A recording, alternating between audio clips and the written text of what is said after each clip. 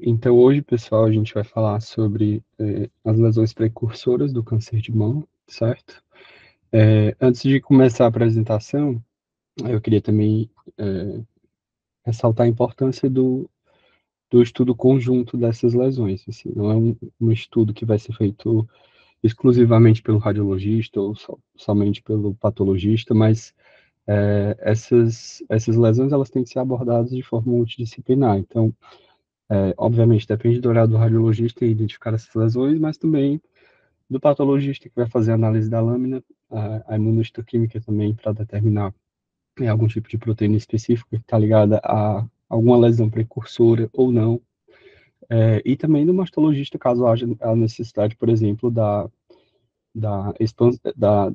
expansão, né, de avaliação do tecido, reabordagem para pegar um campo maior das lesões precursoras, tá certo?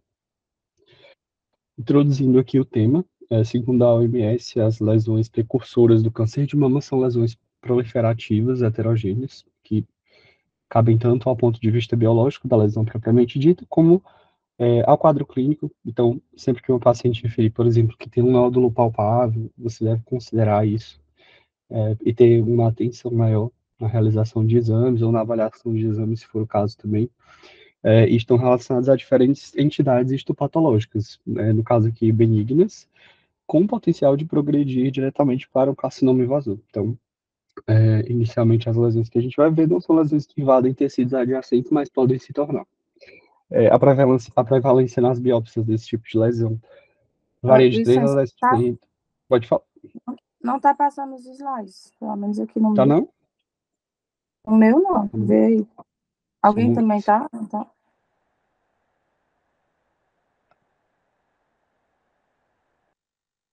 De fato. Só um minuto. Deixa eu compartilhar aqui novamente a tela.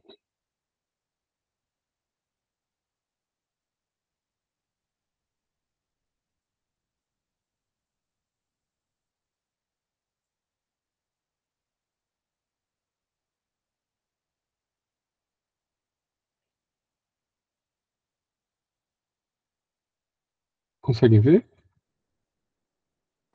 agora sim. Pronto, né? Como eu estava comentando, a prevalência nas biópsias desses tipos de lesões, ou seja, as lesões pré-cancerígenas, né, entre aspas, varia de 3 a 10% na população geral e pode chegar até 57% nas pacientes de alto risco. Quando há um acúmulo de alterações genéticas, né, nas lesões estudadas, quando mandadas para avaliação do patologista, existe um maior potencial carcinogênico. É importante também, né, como eu havia falado, o conhecimento dessas lesões para profilaxia do câncer de mama. Então, é interessante intervir, se for o caso, o quanto antes, para que a paciente não desenvolva um câncer propriamente dito. Então, aqui a gente tem os principais tipos de lesões precursoras e os valores preditivos positivos, ou seja, a quantidade de verdadeiros positivos que foram encontrados após biópsias. Os tipos principais, a hiperplasia ductal atípica chega a 40% de valor preditivo positivo, as neoplasias intraepiteliais lobulares também, assim como as atipias epiteliais planas, cicatriz radiada, lesão esclerosante complexa, 9%, e as lesões papilíferas, 12%. Falando inicialmente das lesões de células colunares, que é o LCC, e a atipia epitelial plana. Há um aumento na identificação dessas lesões, houve um aumento, no caso, né, com o advento da core biopsy e o aperfeiçoamento nas técnicas de análise e de obtenção de mamografia. Então, com o advento da melhora, né, das biópsias e dos exames, a gente conseguiu detectar mais as calcificações e as biópsias também estão sendo mais eficazes, certo? A lesão de células colunares é a lesão precursora mais precoce da carcinogênese mamária, baixo grau, e pode se manifestar de algumas formas. Uma delas é a alteração de células colunares, hiperplasia de células colunares ou atipia epitelial plana. E o grupo de alteração de células colunares é mais frequente em mulheres de 35 a 40 anos e pode estar presente também na menopausa. Raramente essas lesões, elas produzem, raramente essas lesões, elas vão vão causar na paciente uma sensação desconfortável de relatar algum nódulo palpável e usualmente são detectadas a mamografia por microcalcificações. Tem uma alta atividade proliferativa e pode ter receptores positivos para esterógeno e negativos para a caderina e o HER2. Em relação aos achados histológicos, né? As alterações de células colunares, tem uma, duas camadas de células colunares de revestimento entre os espaços aqui. A gente pode ver nessa primeira imagem aqui, certo? Então, a gente vê aqui uma única camada de células colunares. A hiperplasia de células colunares são lesões com mais de duas camadas de células ou formação de tufos celulares. Então, a gente já vê aqui esses tufos, certo? Na imagem. E a atipia epitelial plana são alterações neoplásicas restritas às unidades ductolobulares terminais, são dilatadas e revestidas por uma ou mais camadas de células monomórficas, com baixo grau de atipia. São algumas características aqui histológicas, certo? Falando inicialmente da atipia epitelial plana. Aqui a gente vê uma imagem de mamografia em que há múltiplas calcificações agrupadas, redondas, monomórficas ou amorfas. Esse aqui é o achado da mamografia da unidade de uma unidade ducto lobular terminal, que mostra justamente uma atipia epitelial plana, certo? Aqui, novamente, a gente tem uma imagem de mamografia com calcificações agrupadas amorfas, e a paciente foi submetida à biópsia assistida a vácuo com retirada completa da lesão, resultando em atipia epitelial plana focal. O acompanhamento clínico é recomendado, e aqui na imagem B, a gente observa uma mamografia com calcificações, está um pouco difícil de ver, mas tem algumas calcificações amorfas, com distribuição regional do quadrante superolateral da mama direita. Essa paciente B também foi submetida a uma biópsia assistida a vácuo, com o resultado de uma atipia epitelial plena.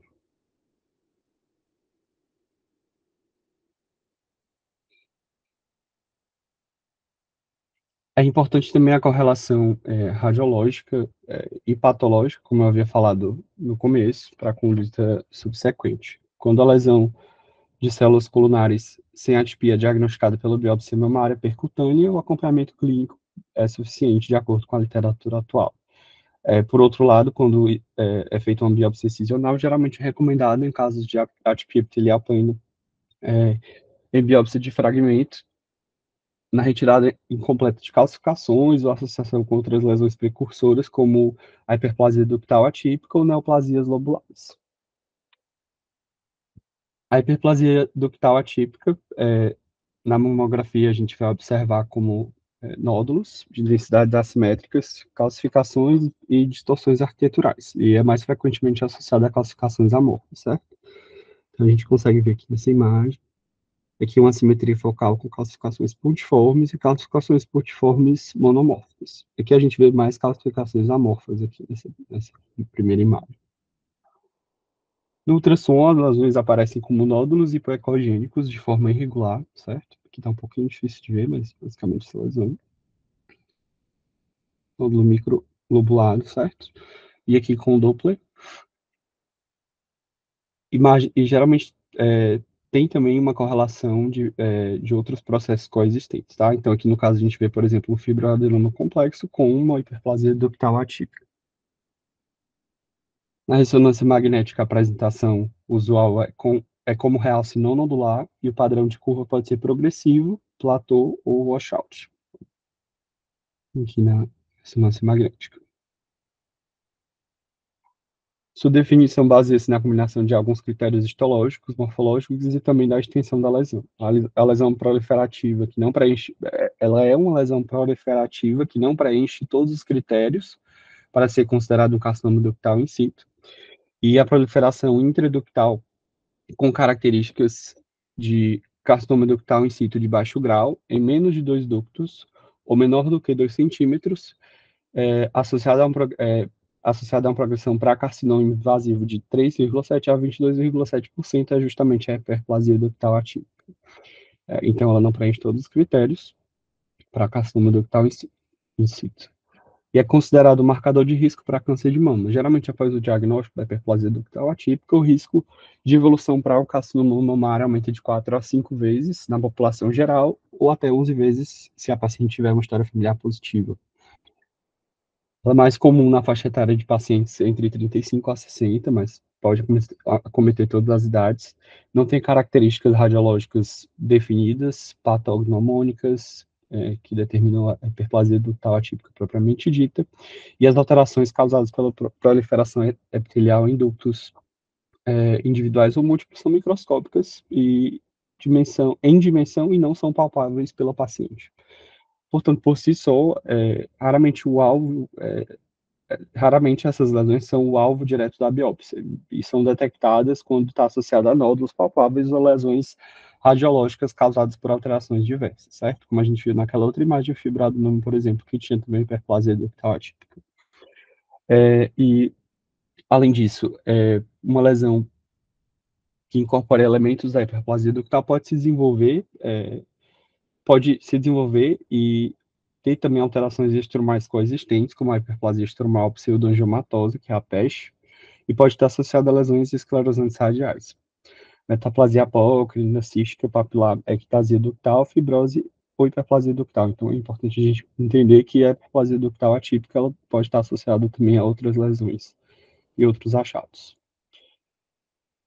Em relação às neoplasias lobulares, a hiperplasia lobular atípica e o carcinoma lobular in situ, começando aqui com a imagem, a gente vê um achado incidental de hiperplasia. A gente teve um achado acidental de hiperplasia lobular atípica, após biópsia direcionada para calcificações grosseiras, que foram essas calcificações vistas em ampliação, certo?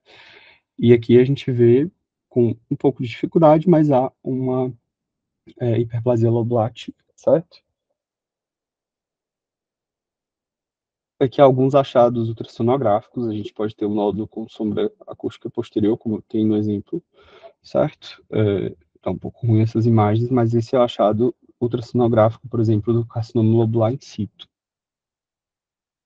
A hiperplasia lobular típica e o carcinoma lobular in situ, eles convencionalmente têm sido considerados entidades diferentes, mas na análise molecular foi visto que há uma semelhança biológica entre essas duas lesões.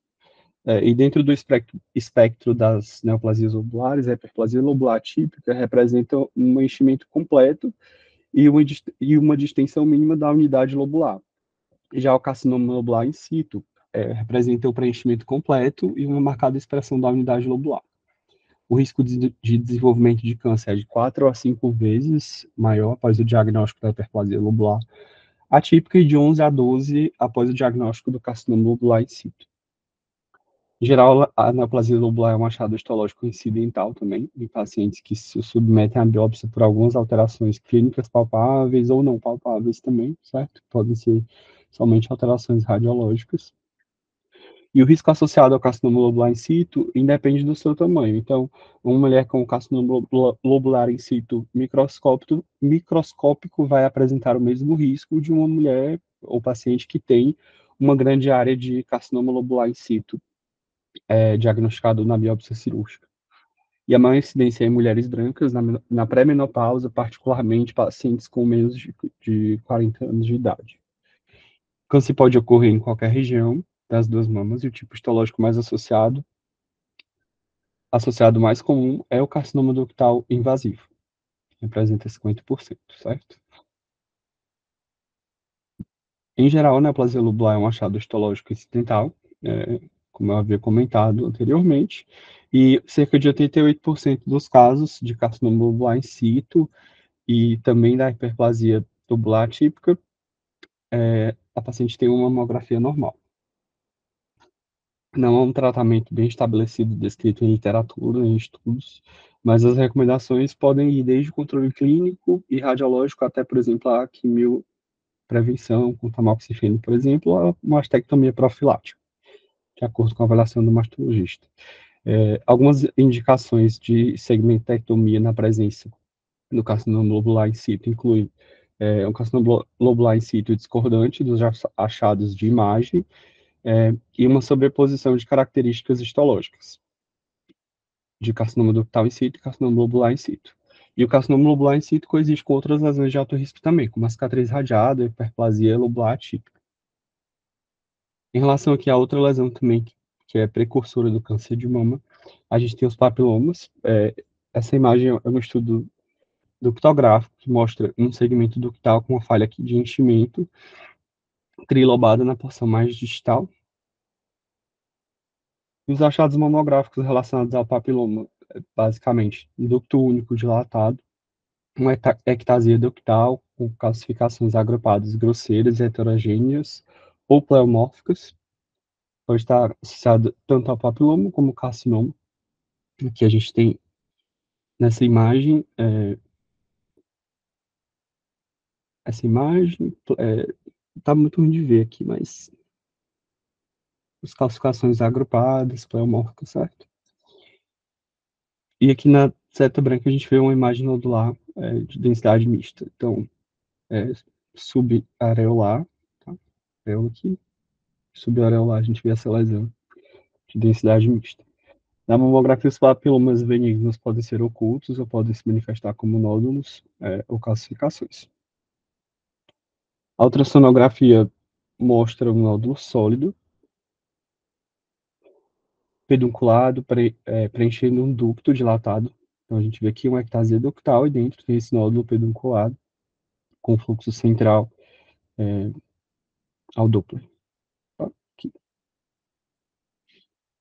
E o ultrassom apresenta melhor sensibilidade, cerca de 65%, e especificidade de até 85% em relação à mamografia nas detecções de lesões intraductais. Os papilomas geralmente aparecem como nódulos sólidos, né, como eu havia comentado anteriormente, ovalados, dilatação ductal pode estar associada, e geralmente está, e o fluxo do Doppler colorido chega a cerca de 14%. Tá? Então, não é um valor muito alto, mas a gente tem que valorizar a ectasia ductal com a presença de um nódulo pedunculado dentro dessa ectasia achada em ultrassonografia. Eles ocorrem, os papilomas, né, nos ductos principais e consistem patologicamente em uma proliferação epitelial de massa fibrovascular. É mais comum em mulheres entre 60 e 70 anos e geralmente ocorre em grandes ductos retroareolares. Pode-se identificar um ponto ou zona de gatilho, então, quando a paciente pressiona a uma saída de fluxo mamilar, e pode, em algumas situações, ocorrer também uma descarga sanguinolenta, porque é um tecido muito, o papiloma ele é um tecido muito friável, então o paciente pode relatar que após a compressão da mama houve uma saída de fluxo sanguinolento. Alguns estudos são controversos em relação ao papiloma e o aumento de risco de câncer de mama. Alguns estudos dizem que não há essa correlação, mas outros apontam que o aumento do risco para câncer de mama no achado do papiloma pode ser em até 2%. Mas a maioria das instituições segue a prática de ressecção cirúrgica com ampla excisão do local do papiloma e também do tecido adjacente. Algumas características do papiloma que sugerem a malignidade é uma lesão maior do que 1 centímetro, uma lesão que dista mais do que 3 centímetros do mamilo, paciente que tem idade acima dos 50 anos, uma mamografia sem achados no contexto do fluxo suspeito, né? Não exclui uma doença subjacente, pode deixar de mostrar alguns tumores ou lesões de alto risco também, caso sejam pequenas lesões, principalmente se não houverem calcificações associadas ou caso essas lesões sejam inteiramente intraductais. Aí, novamente, como havia falado, a ultrassonografia ela é mais sensível do que a mamografia no caso da detecção do papiloma. A papilomatose também é outra entidade que a gente vê aqui nessa imagem de ultrassonografia como múltiplos nódulos ecogênicos intraductais, que é caracterizado como papilomatose florida, certo? Então, a gente vê aqui.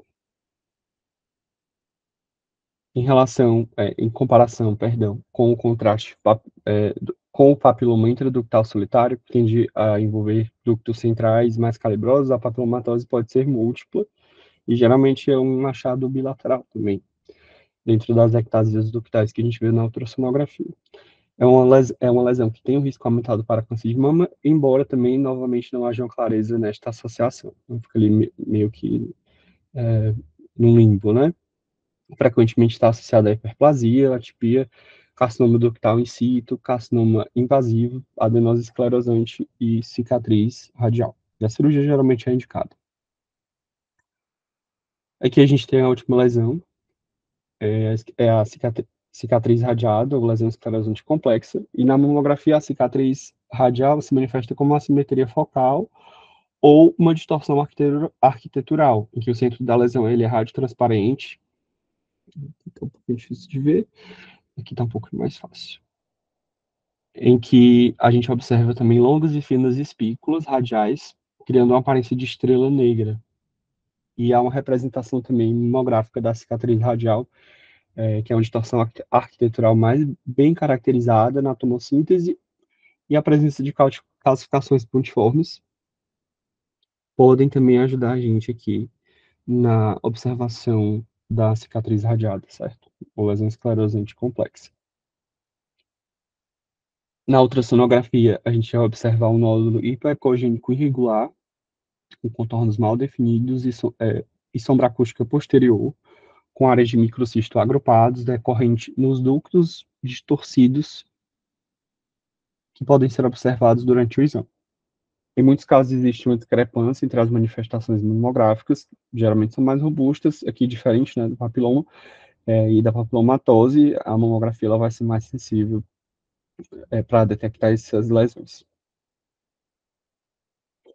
E o termo lesão esclerosante complexa é usado para lesões com mais de 1 centímetro ou para aquelas que apresentam áreas contíguas, são entidades idiopáticas não relacionadas à cirurgia prévia ou trauma, e as possíveis causas incluem reação inflamatória local, que evolui com isquemia crônica ao longo do tempo. Então, basicamente, a cronologia patológica aqui do desenvolvimento da cicatriz radiada ou da lesão esclerosante complexa. Então, reação inflamatória local, focal, perdão, e isquemia crônica que vai causar essa lesão esclerosante complexa.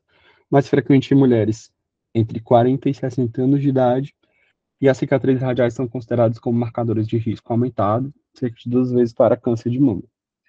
Ao exame clínico propriamente dito, em sua maioria as lesões não são palpáveis, independentemente do tamanho. Não há retração também observada no mamilo, e também não há espessamento da pele associado a esse tipo de lesão específica. Na suspeita de cicatriz radial, a punção aspirativa com agulha fina deve ser evitada, pois pode não representar nada, então, assim, é uma área muito difícil de ser biopsiada. E na presença de atipia associada à cicatriz radial em material de biópsia por fragmento, às vezes mais extensas, a maioria dos autores indica realmente a ressecção cirúrgica, certo? E basicamente é isso. Finalizamos.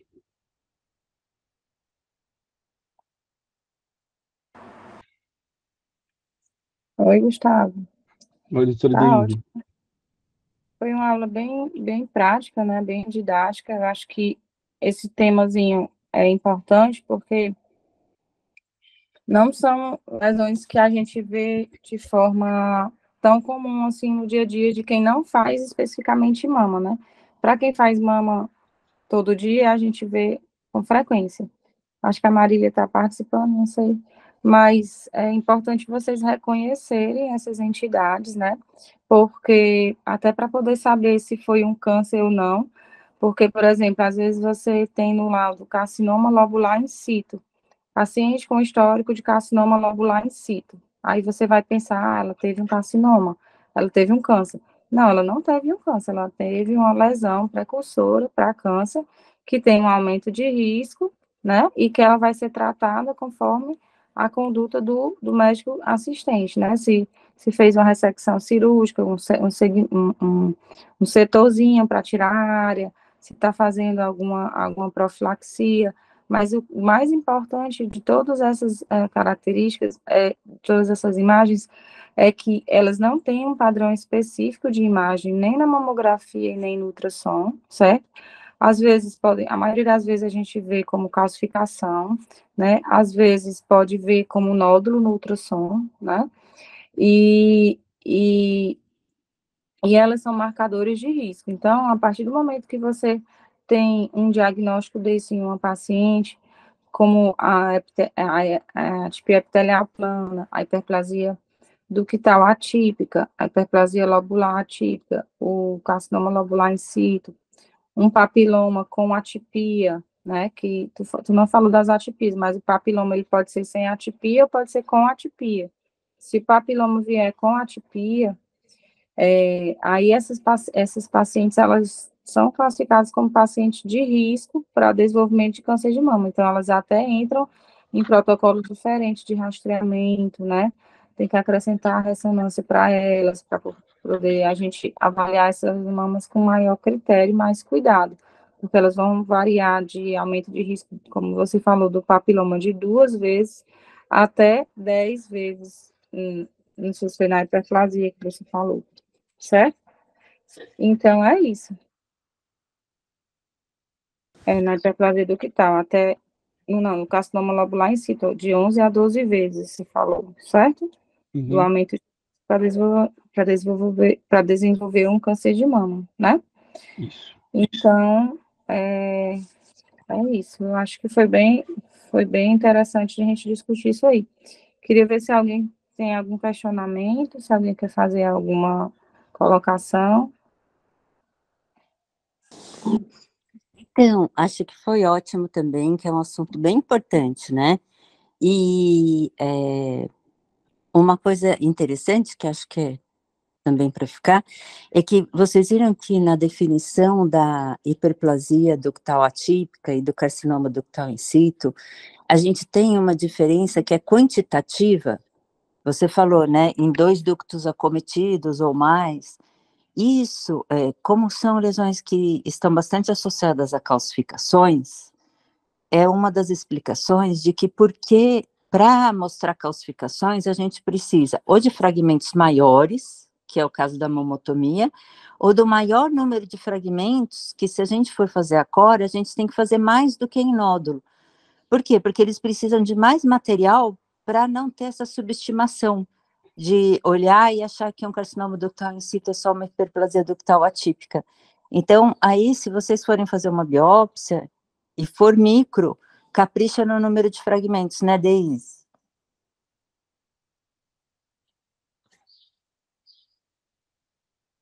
Para evitar esse tipo de subestimação.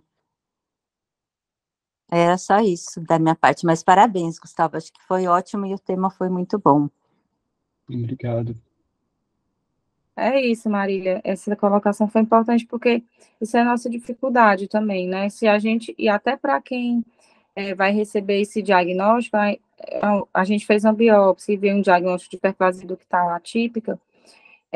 Como é uma entidade que é muito próxima do CDIS, a diferença realmente é só quantitativa, cabe a gente também assumir o risco junto com o médico. Ah, não, é uma área extensa, são mais de 2 centímetros de calcificação, pode ser que exista realmente um risco de subestimação, né? Será que não é melhor investigar melhor essa área? Ou fazer uma mamotomia para tentar tirar uma área maior, ou tentar fazer uma biópsia excisional para ver se realmente esse diagnóstico não vai mudar, né? Então, muitas dessas associações, muitas dessas lesões que você falou agora, a gente começou a encontrar mais em exames, né, na patologia, porque a gente está fazendo mais biópsia do que anteriormente, né? Então, assim, várias não têm representação na imagem, elas são achados incidentais, como você falou, né? Então, a gente vai biopsiar um fibroadenoma que está ali e vem uma associação com um lobular in situ, né? Com alguma alteração associada. Então, a gente precisa conhecer as lesões para poder dar a nossa opinião em relação àquilo ali. Eu acho que era um tumor, era um nódulo muito suspeito, especulado, e veio uma hiperplasia atípica. Ixi, mas eu acho que isso aí deve ser um tumor mesmo. Talvez seja melhor fazer uma biópsia com maior fragmento, ou uma mamotomia, ou fazer uma biópsia excisional, né? Esses dias eu tive um caso, Marília, de uma paciente que era um BIADS 4C e veio só hiperplasia do que estava atípica. Aí a gente, né, vai operar, mas eu tô curiosa para saber se realmente Eita. não vem um invasivo. Ela já fez 3 biópsias, 3 core biópsias, já mandou para para São Paulo, para revisão de lâminas, porque realmente, mas eu acho que vai acabar dando uma lesão precursora dessas, porque também já foi feita muita investigação, mas é uma dúvida que é do nosso dia a dia, né? E a gente precisa compartilhar a nossa experiência com o patologista e com o mastologista no sentido de ajudar, né? No que a gente acha que é, para poder, assim, na nossa experiência, para a gente poder melhorar esse valor preditivo aí e essa especificidade aí dessas lesões, né? Pois é isso, gente. Eu acho que foi interessante o tema. E aí, se alguém tiver mais alguma colocação, senão a gente pode começar o nosso dia de novo. Quer perguntar alguma coisa, Gustavo?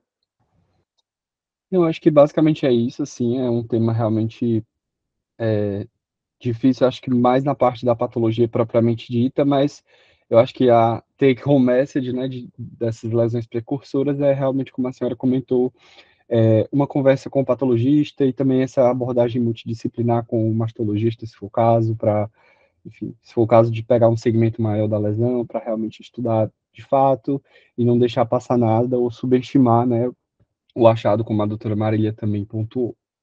Mas eu acho que é isso. Tá ótimo. Pois então, a gente vai encerrar aqui a nossa sessão. Agradeço aí a participação de todos. Obrigado, E um bom pessoal. dia aí para todo mundo. Bom dia, pessoal.